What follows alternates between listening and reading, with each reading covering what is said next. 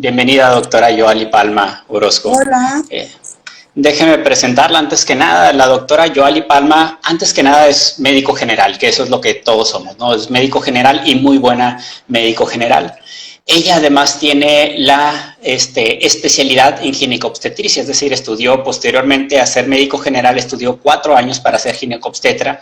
Posteriormente tiene un diplomado en colposcopía, que nos va a explicar en qué consiste la colposcopía, y después tiene una subespecialidad en medicina materno-fetal en el Instituto Nacional de Perinatología, uno de los mejores hospitales, si no es que el mejor para estudiar tanto esta especialidad como esta subespecialidad. Bienvenida, doctora. ¿Cómo está? Hola, muy bien, muchas gracias. Qué alegría estar aquí conectada y platicando de este tema tan importante. Pues sí, si bien es el mes dedicado sobre todo a la concientización del cáncer de mama, el cáncer cervicuterino es sin duda de los más importantes también que afectan a la mujer y por lo tanto a toda la sociedad. Entonces vamos a hablar rápidamente para aprovechar el tiempo que nos está dando sobre por qué es tan importante el cáncer cervicuterino. Primero, si nos podría definir en pocas palabras en qué consiste el cáncer cervicuterino, por favor. Claro que sí. Bueno, el cáncer cervicouterino es una alteración en el tejido que está en el cervix, que el cervix es una parte de todo el útero, es como la entrada. Entonces es una alteración que se origina generalmente de una infección crónica, antigua, y entonces puede atravesar la membrana basal, que es lo que divide la parte de arriba de este tejido del resto de los tejidos más profundos, y entonces pues conllevar a la famosa metástasis y eventualmente a la muerte. El problema es que es este tema, el de cáncer cervicouterino, nosotros lo conocemos como un problema de salud pública, porque la mayor parte de este tipo de cáncer está asociada a una infección crónica de virus de papiloma humano, que afortunadamente se puede prevenir. Entonces, esa es la importancia, que se puede prevenir. No es como un cáncer de páncreas, un cáncer de ovario, que es muy difícil de diagnosticar. O sea, específicamente se puede prevenir. Así es, afortunadamente, como bien lo dices, se sabe mucho sobre este cáncer en particular y entre más sabemos, más podemos solucionarlo. Este cáncer, hablando de virus, que casi queremos evitar el tema de coronavirus y de repente un virus nos hace hablar también o nos recuerda que existe, pero en este caso este virus se conoce hace muchas décadas, se ha aislado, se sabe cuál es el daño que ocasiona y afortunadamente hay una vacuna. Entonces vamos a hablar un poquito directamente para empezar de cuál es la mayor prevención que tenemos ahorita con bueno, hay varias formas de prevenirlo, ¿no? Pero hablar directamente de la vacuna. La vacuna, muchas de las preguntas más frecuentes es ¿a qué edad se tiene que aplicar la vacuna? ¿En quiénes se puede aplicar? ¿En hombres, en mujeres? ¿En dónde se puede aplicar? ¿Cuánto cuesta? ¿Qué efectos pueden tener potencialmente adversos? Cuéntanos un poquito sobre la vacuna, por favor, doctora. Claro que sí. Bueno, la vacuna, lo más importante de la vacuna es que sirve para prevenir. No sirve para tratar, no sirve para disminuir el tiempo de infección, sirve para prevenir. Y por eso se tiene que dar a edades tempranas. Generalmente se indica que se puede aplicar a partir de los 9 años, en promedio en 11 y 12 años, pero necesita ser antes del inicio de la vida sexual. Evidentemente, hay personas de 13, 12 años que ya iniciaron vida sexual. Entonces, el objetivo es, entre más temprano lo apliquemos, mejor. Entonces, la vacuna consiste en material que sirve para generar defensas que ataquen ciertos tipos de virus. Generalmente, los que mayor se asocian a cáncer cervicuterino, que son el 16 y 18, de alto riesgo.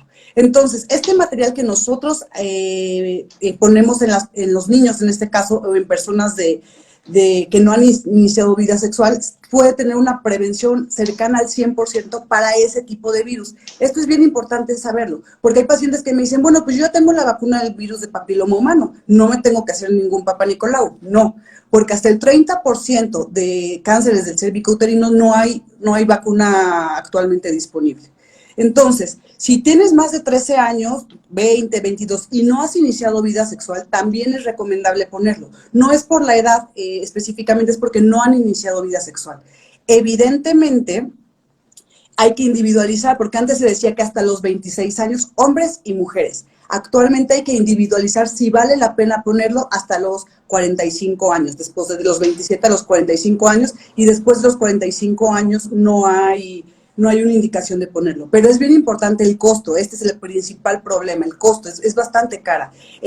Actualmente se incluyó en el programa de salud hace varios años, como por el 2010, 2011, me parece que se incluyó como parte del programa infantil. Entonces, en ese caso se ponen 2 vacunas. Si por cualquier cosa no te la pusieron, no había vacuna o cualquier cosa, y no has iniciado vida sexual, es cuando mayor efectividad hay, así tengas 23, 25 años. Sin embargo, si ya empezaste vida sexual, ya no va a ser tan efectivo. Pero, por ejemplo, te pudiste haber infectado del virus 18, pero la puedes poner porque te puede servir para el virus 16. O sea, esa es la importancia. El costo es caro. Pues el costo es caro. O sea, más o menos cada vacuna te sale alrededor de 3,000 pesos. Y si no te la pusiste en la niñez, son 3 vacunas. En el momento, al 1 mes, 2 meses y después de 6 meses. Entonces, pues es importante saber, este es el principal problema, el costo. Así es, el costo, pero sabemos las ramificaciones que podría tener, ¿no? Sabemos el tener cáncer probablemente lleve, según en la etapa en la que lo alcancemos, tal vez se resuelva relativamente fácil con una intervención sencilla, pero puede llegar a invadir, a requerir cirugías grandes, hospitalizaciones, medicamentos, y lo peor, no necesariamente curarse por completo, ¿no? Otra duda que generalmente sucede, o a lo mejor algo que ocasiona el poner una vacuna para prevenir una infección de transmisión sexual a una edad tan temprana. Yo creo que es un tema tabú a veces que ocurre con las personas, ¿no? Con los papás, que les dicen que su niña de 11, 12 años que está en sexto de primaria, primero de secundaria tal vez, necesita ya una vacuna para prevenirla cuando empiece su vida sexual activa, y eso en nuestra sociedad llega a ser difícil.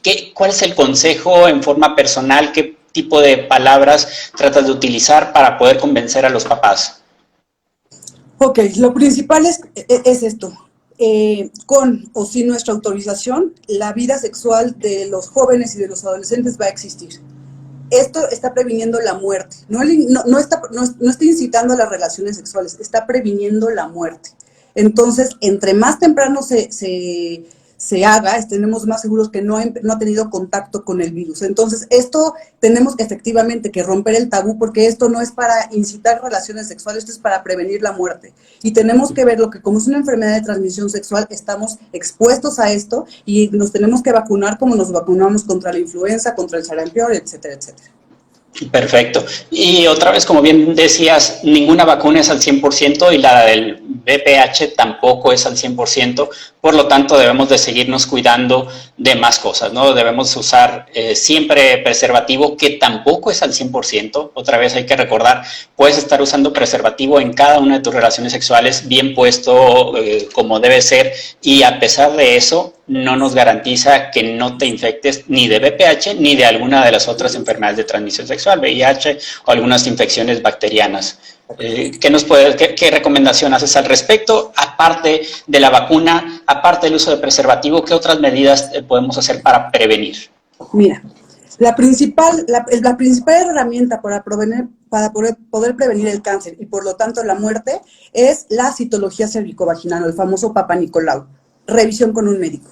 O sea, evidentemente hay muchos factores de riesgo: inicio de vida sexual temprano, múltiples parejas sexuales, tabaquismo, uso de anticonceptivos. Entre más de 10 años es significativo, pero es mayor el riesgo, pero a partir de los 2 años de uso de anticonceptivos son muchos factores de riesgo. Uso de anticonceptivos orales, ¿se refiere? Orales, exactamente. Hormonales, ¿no? Orales, exacto, como anticoncepción. Pero lo más importante entonces resulta el seguimiento, porque es una enfermedad crónica, es una enfermedad lenta. No es que ahorita me infecte de VPH y a los 6 meses, al año, a los 2 años ya tenga cáncer. Es muy raro que pase esto. El problema es que las personas se dejan de checar. De hecho, un factor de riesgo es aquella mujer que nunca se ha hecho un Papa Nicolau, como la desidia, el decir mañana lo hago, el miedo, cualquiera de ese tipo de cosas, no. Entonces yo siempre lo que más propongo es hacerse un Papa Nicolau. Otra de las preguntas muy frecuentes: ¿a qué edad hacerse el primer Papa Nicolau, o relacionado con el inicio de actividad sexual, cuánto tiempo después? Explícanos eso. Ok. Estas guías generalmente se hacen en países de primer nivel. Recordemos también que la mayor cantidad de muertes se hacen en países en desarrollo, o sea, México. Entonces, esta propuesta fue a partir que se empezó a hacer el seguimiento con Papá Nicolau a partir de los 21 años. Hay veces que dice 25 años, pero generalmente es 21 años. En México, la guía de práctica clínica dice que después de tres años después del inicio de vida sexual. Si empecé vida sexual a los 13 años, entonces a los 17 años tendría que empezar el Papá Nicolau. Como te digo, esta es la propuesta, es más bien una recomendación más que evidencia en México. Sin embargo, recordemos que México debería tener sus propias guías porque efectivamente somos de los países de la segunda causa de muerte por cáncer, le gana el cáncer de mama, pero es bien importante, el problema es que la gente no va, o sea, las mujeres no van. Entonces, universalmente se recomienda a partir de los 21 años, sobre todo para evitar tratamientos innecesarios, que al rato hablaremos también de eso. Y sí, esta enfermedad también uno de los grandes problemas tal vez que hace que no vaya la gente es que no da muchos síntomas hasta que es demasiado tarde, ¿no? A veces asociamos estar sanos con sentirnos bien, pero muchas de las enfermedades, y esto es en medicina en general, como tener colesterol alto, no te da síntomas hasta que te infartas, ¿no? En este caso, tener el virus de papiloma humano no te va a dar ningún síntoma inicialmente. Incluso estar con el desarrollo de estas neoplasias antes de que todavía se desarrolle y podamos decir que es cáncer, que empiezan ciertos cambios, ciertas displasias en la forma en la que, digamos, en la forma en la que se ven las células a microscopio. Entonces no dan síntomas hasta que probablemente es muy tarde. Por eso no hay que esperarnos a que den síntomas. Pero bueno, hablando de los síntomas, ¿qué síntomas podría presentar a alguien que tenga cáncer cervicouterino? Ok. De los mayores síntomas es el sangrado. Sangrado después de tener relaciones sexuales o sangrado entre tus periodos, dolor puede ser. O sea, yo el caso más triste que recuerdo fue una mujer de 38 años que llegó por anemia. Y anemia y taquicardias, o sea, la frecuencia del corazón estaba altísima, estaba súper cansada, le toman hemoglobina y tenía 6 de hemoglobina, lo normal es más de 11, 12. Entonces dijeron, no, bueno, es que estoy sangrando, llevo mucho tiempo sangrando, pero me dicen que son miomas, me dicen que pues es normal, 38 años tenía la paciente. Al final, después de, es un mioma, véndela, y hasta mucho tiempo después le hicieron la colposcopía y un cáncer invasor, un cáncer avanzado. Entonces, te digo, o sea, lo más frecuente es el sangrado, pero bueno, más bien cuando llegan a haber síntomas, pero desgraciadamente muchas veces es asintomático. Cuando podemos salvar la vida realmente es asintomático. Ya después, entre más avanzados esté, pues la mortalidad es mayor. Entonces, desgraciadamente es asintomático. Si tú tienes más de 30 años y nunca te has hecho un Papá Nicolau, es súper importante que acudas, porque el riesgo de que puedas tener una lesión que eventualmente te cáncer cervicouterino es alto, porque estamos en México. Así es, algo similar pasa con el cáncer de mama también. Otra vez, no vamos a cambiar rotundamente de temas, pero también para recordar que el cáncer de mama típicamente no da síntomas, no da dolor, no da cambios estructurales, que veas un cambio en la mama grande, que notes incluso que palpes un tumor, una bolita, hasta que generalmente es muy tarde. Similar. Otra prueba de tamizaje en el cáncer de mama, pues es la mastografía, que se debe hacer también muy a tiempo, ¿no? En este caso, entonces, el equivalente a la detección oportuna, sin duda, es el Papá Nicolau, detección que es relativamente barata. En cualquier consultorio de ginecólogo te lo pueden hacer, en los centros de salud te lo pueden hacer. Es un programa, es un programa que está desde hace muchos años trabajando muy bien en México, en todo México, por la importancia que tienen, porque se pueden detectar a tiempo estas enfermedades y ahorrarse muchísimos problemas, salvar años de vida. Y a veces se llega a necesitar una colposcopía, es decir, cuando el Papá Nicolau sale algo alterado, no es el diagnóstico final, digamos, no es como que a partir de eso, digamos, ya es una cirugía inmediatamente. En ocasiones queda cierta duda, en ocasiones se tiene que hacer un estudio extra que es la colposcopía. Platícanos un poquito de la colposcopía. Sí, justo alguien acaba de preguntar eso, ¿qué otra cosa puedo usar? Bueno, la colposcopía Es un estudio que tiene que hacerse en consultorio, es más caro porque necesitamos un aparato que es como un microscopio y necesitamos unas sustancias que lo que hacen es que vemos el cuello uterino directamente y si hay una infección por virus de papiloma humano, el tejido se pone muy blanco, muy, muy blanco. Entonces, lo que nosotros buscamos con eso es buscar lugares en específico. Porque, por ejemplo, con el Papa Nicolau, sobre todo si no está capacitado quien lo haga, puede tomar una parte de abajo y si el virus estaba arriba, pues no te lo detectaron. Con la colposcopía mejora mucho la tasa de detección. Entonces, vemos directamente en vivo el cuello uterino y a partir de eso podemos tomar una biopsia, que es como un pellizco para ver el tejido y ver qué tipo de infecciones o más bien qué tipo de invasión puede tener esa infección. Entonces, lo importante de la colposcopía es eso, que por ejemplo, te lo pueden hacer mientras estás menstruando, cosa que no puede pasar con el Papa Nicolau. En la colposcopía puedes hacértela mientras tengas menstruación. Ahora, en el peor de los casos, o un mal caso sería, por ejemplo, que le den el resultado a una mujer, que le digan, salió alterado tu Papa Nicolau, ven a la colposcopía. Después de la colposcopía le dicen, estamos detectando este tipo de lesión, como dices, blanquecina, estos que se están marcando con el ácido acético probablemente. ¿Tienes una neoplasia o se sugiere que tienes una neoplasia? Muchas veces se puede resolver.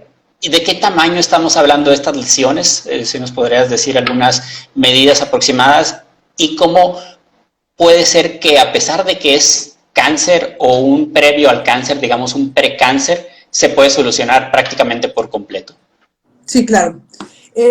Realmente el tamaño puede variar porque puede estar invadido todo el cuello uterino. O sea, el cuello uterino es como de este tamaño, así.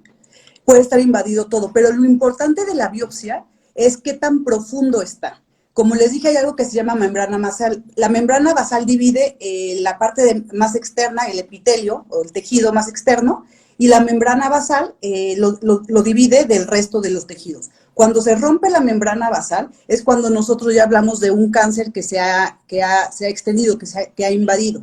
Con la biopsia nosotros podemos ver el grosor y con base en eso decidir el tipo de tratamiento, porque hay tratamientos que requieren que te quiten todo el útero, pero hay tratamientos que primero requieren otros manejos como radioterapia o quimioterapia, dependiendo. Pero lo más importante es con la biopsia ver el grosor de la invasión. Así es, entonces realmente podríamos estar hablando de cirugías realmente a veces no tan agresivas, a veces sí, pero lo importante es salvar como tal a la vida, ¿no? Salvar a la persona. Cuéntanos, ¿hay pacientes de alto riesgo? ¿Quiénes les dirías, todavía les harías más énfasis? Estamos de acuerdo que a todas las personas deben acudir al ginecólogo, que todas deben de preferencia vacunarse a tiempo. Nosotros en nuestra generación pues no nos tocó que estuviera disponible la vacuna, pues porque ya estamos mayores, digamos, y no tuvimos esa oportunidad, pero ¿en quiénes harías más énfasis todavía? ¿En quiénes tienes factores de riesgo que te gustaría que no dejaran de ir a hacerse Papa Nicolau? Yo creo que la principal sería si tienes más de 30 años y nunca te has ido a checar con un ginecólogo. Esa sería como de entrada, personalmente la que diría, ojo, si hay alguien aquí que tenga más de 30 años y nunca se haya checado, es bien importante que vaya. Número 2, inicio temprano de la vida sexual, que tengamos más de 3 parejas o hayamos tenido más de 3 parejas sexuales y sobre todo que en el mismo año, o que no sean estables actualmente. Pacientes que tienen virus de inmunodeficiencia humana, VIH, o que tengan inmunodepresión, o sea, que es lo mismo que pasa en el virus de la insuficiencia humana, inmunodeficiencia humana, o sea, por ejemplo, pacientes que tengan trasplantes y o enfermedades como lupus, que les bajen las defensas con los medicamentos, esas pacientes son de alto riesgo. También uso de anticonceptivos por más de 10 años sobre todo, pero también entre más de 2 años ya es significativo, ya aumenta un poco más el riesgo.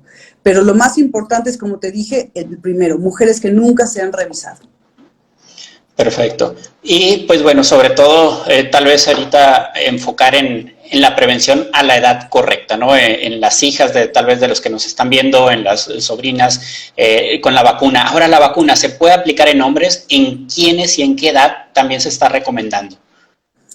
De la misma manera, en hombres se tiene que se recomendar a partir de los 9 años y si no han iniciado vida sexual sabemos que es muchísimo más efectivo. Pero si no, te digo, aunque ya te hayas infectado, te puedes beneficiar de otro tipo de virus. Sobre todo hay que individualizar el caso si tienes muchas parejas sexuales, por ejemplo. Entonces, hasta los 26 años se recomienda, sobre todo si no has iniciado vida sexual, y de los 26 a los 45 lo mismo, hay que individualizar el caso.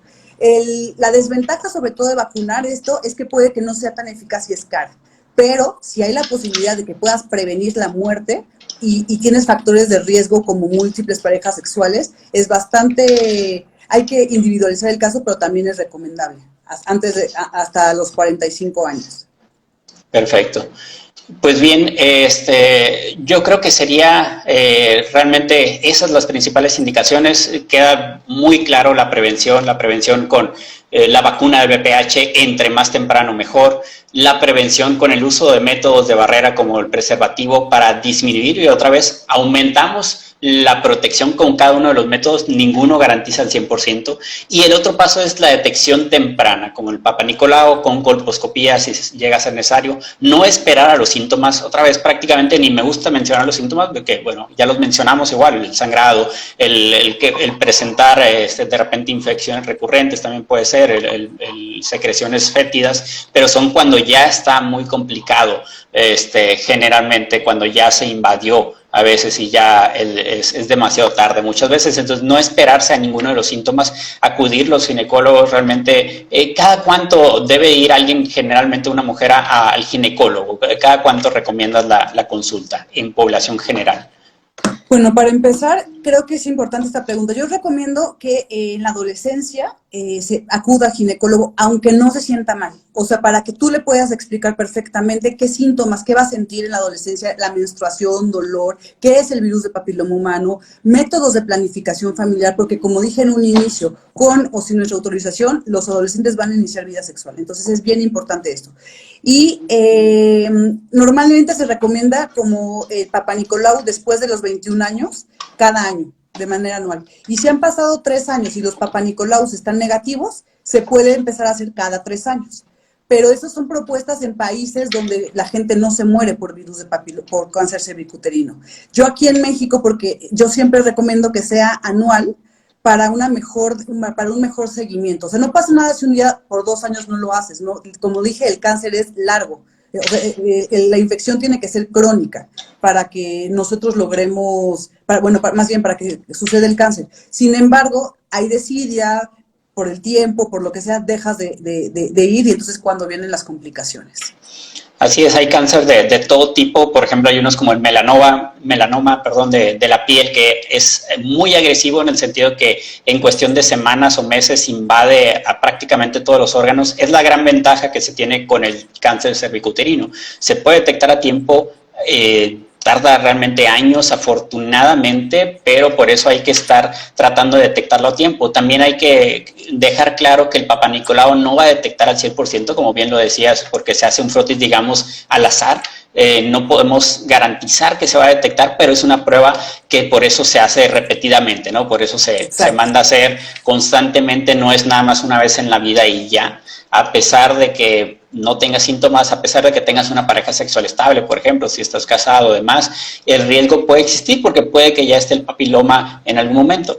Otra cosa, no todos los pacientes o no todas las pacientes que tienen el virus de papiloma humano van a desarrollar cáncer. Es nada más una parte de esas pacientes, pero en todas existe el riesgo. Como bien decías, el 16, 18 son los que producen más cáncer, más desarrollo de cáncer. Sin embargo, no sabemos cuál puede tener el paciente, ¿no? Si tuvo los factores de riesgo, puede ser que tenga alguno de estos tipos de VPH y que eventualmente desarrolle. También se asocia con cáncer anal, que también a veces, o rectal, que nos cuesta trabajo también explicar al paciente o hacer énfasis en los riesgos. Se asocia también con verrugas. Platícanos un poquito de esto, y cáncer de laringe también incluso, ¿no? Cuéntanos un poquito de estos. Sí, claro, o sea, el papiloma humano se asocia a cáncer cervicuterino, pero también a papiloma laríngeo, que aquí pueden aumentar y pues son bolas que pues, ni siquiera pueden hablar, o sea, que son bastante incómodas. estéticamente, por ejemplo, las verrugas genitales pueden abarcar toda la vulva, el periné y llegar a recto. Entonces empiezan o sea, pueden deformar totalmente toda la pelvis, se complica a la hora de los nacimientos y es muy diferente tratar una verruga chiquita de este tamaño, a tratar una verruga de este tamaño que ha pasado.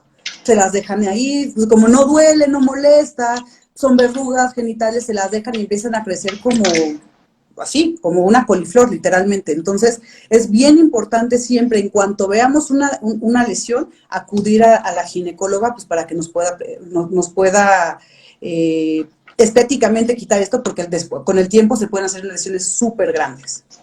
Y claro, Clara, es un procedimiento quirúrgico especialmente por los médicos que estudiaron la especialidad en ginecología y obstetricia, no por un médico estético, no por un médico general, no por alguien en un spa, obviamente. Esto es realmente un procedimiento delicado, realmente sencillo para el especialista que lo hizo. Una duda también a veces frecuente es, ¿qué pasa si la paciente tiene este tipo de condilomas, este tipo de verrugas en la región genital y va a parir, va a tener un bebé? ¿Hay riesgo para el bebé? Cuéntanos un poco al respecto. El riesgo es muy bajo, muy, muy bajo. De hecho, actualmente la única indicación para programar para una cesárea es que obstruya el canal vaginal, porque sí, te digo, son lesiones demasiado grandes que pueden obstruir el canal vaginal y empiezan a sangrar y es un caos. Pero realmente la infección al bebé sí se ha reportado, pero es muy bajo. Y si nosotros vemos riesgo-beneficio de una cesárea a un parto, pues siempre, o sea, electivamente preferimos el parto. Entonces, no es una indicación virus de papiloma humano, a menos que obstruya la cavidad vaginal por donde van a nacer bebé. Pero si no, no es una indicación. El riesgo es bajísimo. Perfecto. Pues muchísimas gracias, doctora Yoali, por darnos este tiempo, de verdad, de especialista de primer nivel, egresada de la UNAM en la carrera de medicina, posteriormente en el Instituto Nacional de Perinatología, estudió la especialidad en ginecobstetricia y la subespecialidad en materno-fetal, aparte del diplomado en colposcopía. ¿Dónde la podemos encontrar físicamente? ¿En qué consultorios, en qué hospitales la podemos encontrar en la Ciudad de México? Mi consultorio para hacer medicina fetal está en Medifet, que está por Perisur, en Periférico, y mi consultorio de ginecobstetricia está enfrente de Plaza Universidad, en la Colonia del Valle. Por último, Isaac, quisiera hacer una pregunta que creo que ya contestamos las que nos hicieron, pero hubo una en específico que me dijo, tengo 20 años y me hicieron un cono cervical. ¿Está bien el tratamiento? Es bien importante esta pregunta porque también viene el otro lado de la medicina, el sobretratamiento, sobre todo en lugares particulares. Sepamos, quiero que se quede esto bien claro, el 90% de las infecciones por virus de papiloma humano se van a aclarar o se van a limpiar a los 2 años. Por eso es bien importante además el seguimiento, para checar que sí se vayan. El 90% es altísimo, o sea, no van a proseguir, no van a aumentar, no van a irse a cárcel, van a regresar. Pero es bien importante checarse. Y muchas veces lo que se ha hecho erróneamente es empezar a tratar sin una justificación. Porque de pronto aparte hacen el estudio más invasivo que se llama cono cervical, que meten como un fierrito, es un fierrito que metemos a través del útero y quitamos un buen pedazo. Esto en mujeres que no tienen lesión de alto grado y ningún virus de papiloma humano de alto grado no está indicado, ni mucho menos cuando tienes 20 años. Generalmente lo hacemos cuando la lesión es de alto grado y el tipo de virus de papiloma humano es de alto grado. Pero, y como les dije, la mayor parte de las infecciones se van. Las infecciones que causan cáncer son las que son crónicas. Por eso después de los 30 años, pensando que empezamos la vida sexual a los 18, 16, ya es cuando tenemos mayor riesgo.